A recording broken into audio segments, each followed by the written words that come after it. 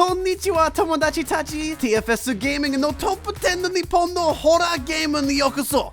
Did I just have a f***ing stroke? What's going on? This is the list I wanted to do last week. Oh, you mean the top 10 horror-themed games from the East? Hi. Yes, hello, I'm Lanny Pator. Kiran desu. And we're here to count down the top 10 best horror-themed games from the East. けど日本のゲームはとても Kieran, if you don't stop that shit right now, this is gonna be a long list.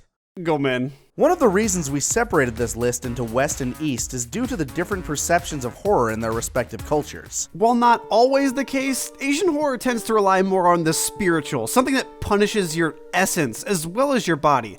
There's a clear difference in the two styles. Asian horror can differ in art style. It can have a much more B-movie tone and oftentimes a more intangible looming threat. And every enemy is connected by some common goal, and usually that is to kill you. Hard. The same rules from last week apply. One game per franchise, and we're looking for something fun with some scary themes along the way. Let's dive into it.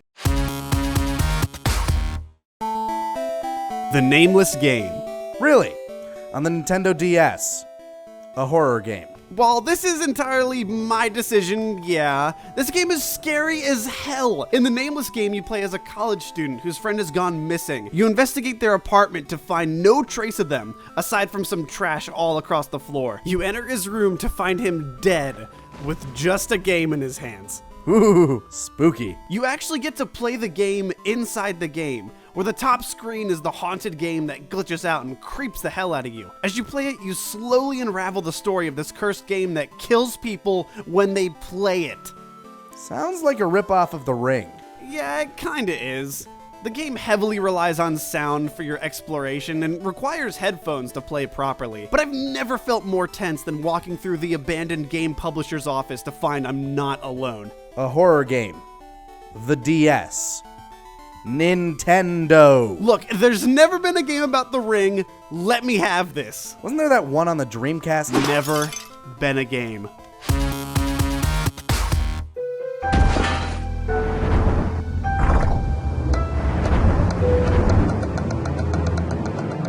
Ju-on, The Grudge. A haunted house simulator. Going from one Japanese horror movie to another. Yeah, but this one's super fun. Okay, I've actually played this one, it is. It's crazy, man. This game reads your mind. It knows what scares you.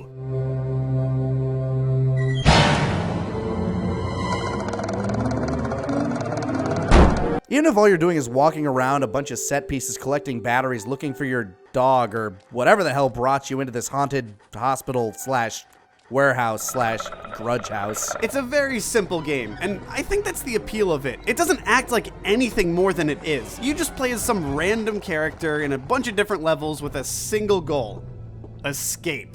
And kind of in keeping theme with the movie, you can't survive. You just go as far as you can without dying, and then you die. My favorite part of this is it has a weird versus mode mechanic, where the second player can trigger when jump scares happen to you. It's a great chance to scare the shit out of your friends. While its graphics aren't the best, and sure it's just a haunted house simulator, it's a fun, disturbing game. Kieran, I swear to God, stop doing that. Dude, that's not me. What do you mean it's not you? Holy shit! Bloodborne. Piece of stupid garbage! Good! Dead! Bitch! Ah! Ah! You got her? Yeah, we're good. So what are we on? Bloodborne! Oh, good. I could use a drink. Bloodborne is a next-gen action RPG that features a lot of survival horror elements. It's reminiscent of Dark Souls, but with a few twists. Instead of medieval, mythological monsters, you're dealing with, well, twisted people and Lovecraftian monstrosities. You also can't block. It's more of a dodging game. This makes the gameplay quicker, more engaging, and more enjoyable than Dark Souls for me. I have to agree. This game is punishing, but teaches you just enough to progress. It's got expansive environments to explore and monsters lurking at every turn. The story can seem very bare bones, but there's definitely a mythos and lore present in the world. As you progress through the game, the enemies only get more horrific and interesting. Each boss can be killed with dodge, attack after the boss attacks, rinse and repeat. But they do have their own mechanics and weaknesses that play along to their individual story, giving experienced players a significant reward for their dedication. Like Father Paparelli's music box. It's a solid game, with its lack of weapons being the only really big downfall. Hopefully the expansion weapons are good. And it's not nearly as difficult as people make it out to be. This goes up to, there's like that little cave. There's a bitch right there that's gonna stab you off the edge. Anyway. I did literally just warn you. Drink! Clock Tower, The First Fear. That's Japanese titling for you. Better than Clock Tower 2, Ghost Head. Now that's some spooky spooge. Clock Tower is one of the definitive point-and-click horror games. You play as Jennifer Simpson, an orphan who has the worst foster parents on the planet. Yeah, they take her to a creepy f***ing clock tower house where a guy with a giant pair of scissors tries to kill her. A lot. And a bird. In fact, most things in this house just want you dead. Even Jessica herself. This is a great example of the Sierra mindset for adventure gaming. There's usually only one right answer in any given situation. Anything else will kill you in horrible, horrible ways. And frankly, those horrible ways of dying are kind of the best part.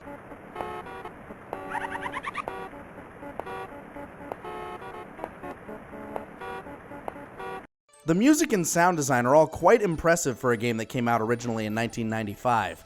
The PlayStation port, The First Fear, only enhances the sound effects with its upgraded processor. And honestly, I still get a chill up my spine whenever I hear the Scissorman's theme.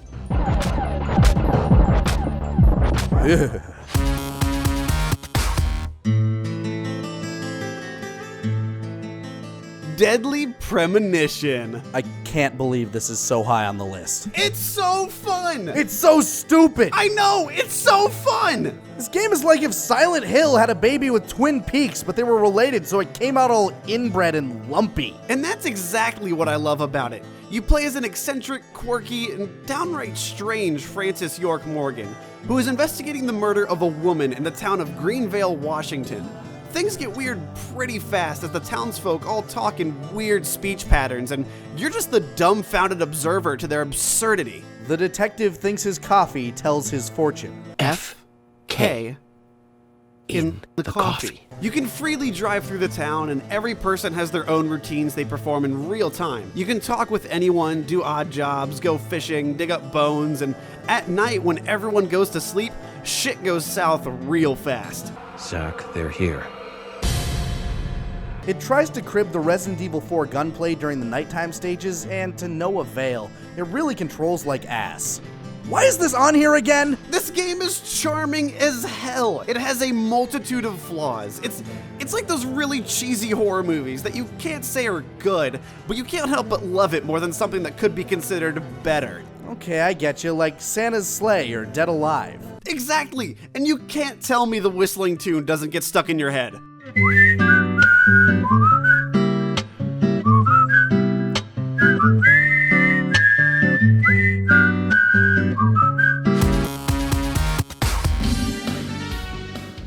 Castlevania Symphony of the Night and Dawn of Sorrow. Really?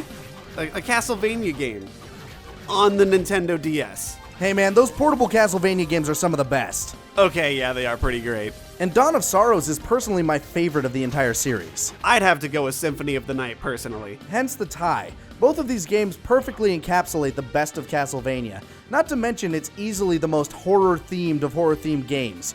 You literally fight Dracula, Wolfmen, and Frankenstein's monsters. And death. If you don't know the story of Castlevania, here's a primer. Kill Dracula. Look, the story isn't what's important in these games. It's just a lot of fun exploring the Gothic mansions and seeing what boss or item you find in the classic Metroidvania style. It's so satisfying unlocking upgrades to get further into Dracula's castle. You get souls in Dawn of Sorrow, and you unlock different monster forms in Symphony of the Night. Sure, you could use the classic Belmont whip, but I want to stab Drac in the face with a claymore.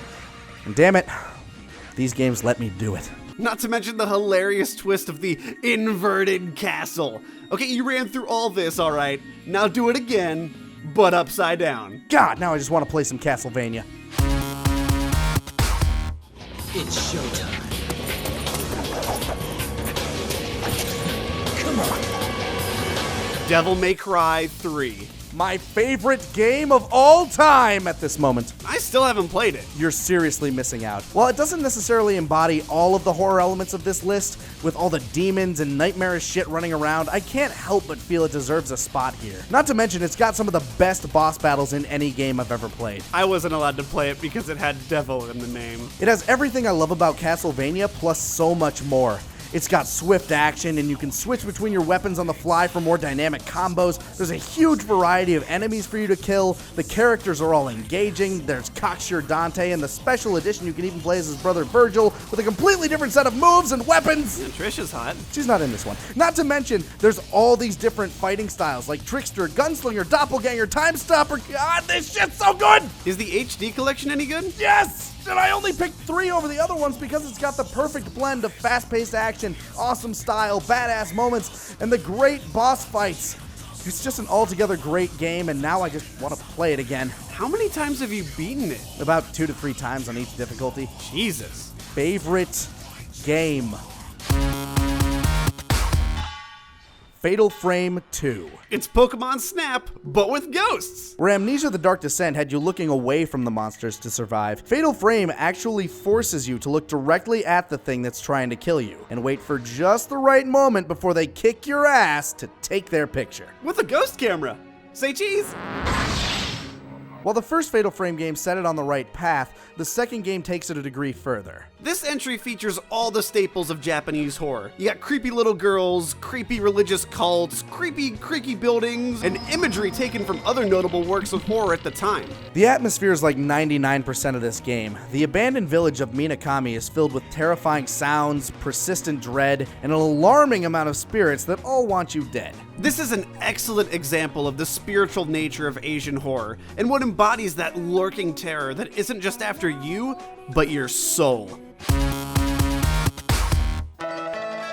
Silent Hill 2. It would have been impossible to not include on this list. Unless we were talking Silent Hill 3, but this just barely beat it out. Silent Hill 2 is just so pivotal when it comes to horror. It set the standard for its own monsters, such as the notorious nurses and the iconic Pyramid Head. Pyramid Head is a great figure for the franchise, but he only belongs in Silent Hill 2 for a very specific reason. Spoilers! Silent Hill 2 is so iconic that you all have probably heard of, played, or seen it by now. But just in case, James Sunderland gets a letter from his wife, who died 3 years ago. She's apparently waiting for him in a town called Silent Hill. Yeah, that sounds great, so he drops everything and goes after it. What James didn't realize is that Silent Hill is basically hell. Check your TripAdvisor next time, idiot. Just about everything people associate with Silent Hill originates from this game.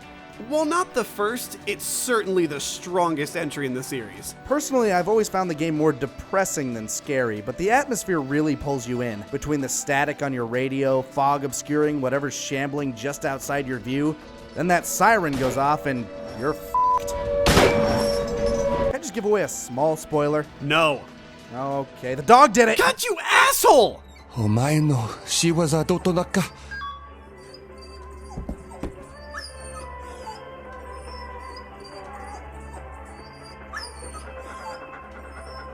Before we get to number 1, here's a few honorable mentions.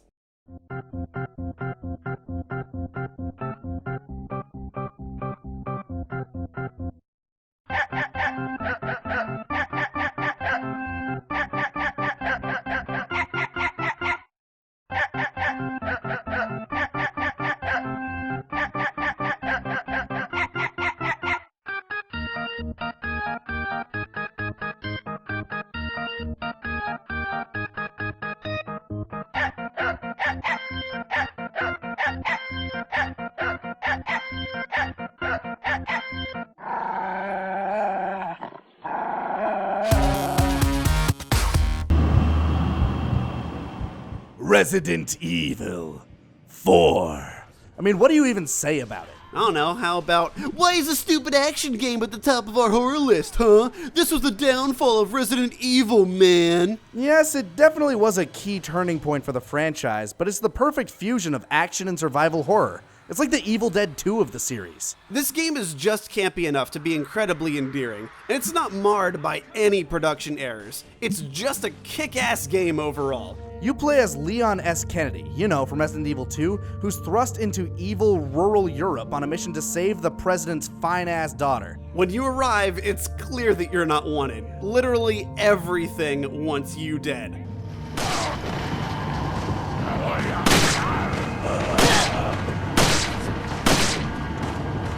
People like to say it turns into a glorified escort mission once you find Ashley, but you can just tell her to sit in a dumpster, and she'll go do it. Where Fatal Frame and Silent Hill rely on the more spiritual element of Eastern horror, Resident Evil 4 heavily embraces the harm of the physical. You are punished graphically for failing. A lot of the monster designs seem to draw some inspiration from John Carpenter's The Thing. You can shoot a guy's head off, but he keeps walking. Then a giant alien tentacle pops out and just wants to rip your face off. You travel through a decrepit village, a gothic castle, and the research facility with regenerators.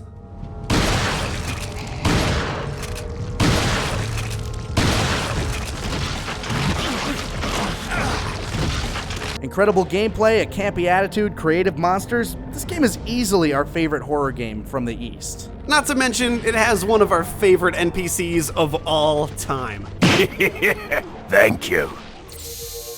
So, did you like the list? If you did, hit that thumbs up button down there. Anything you would have added? Let us know in the comments. If you want to stay updated, feel free to subscribe. We love having more company. And if you love your campy dialogue, check out Vegeta playing Until Dawn. Or if you want more of us, check the latest stream. We stream every Tuesday at 7:30 p.m. Central. Take care, guys.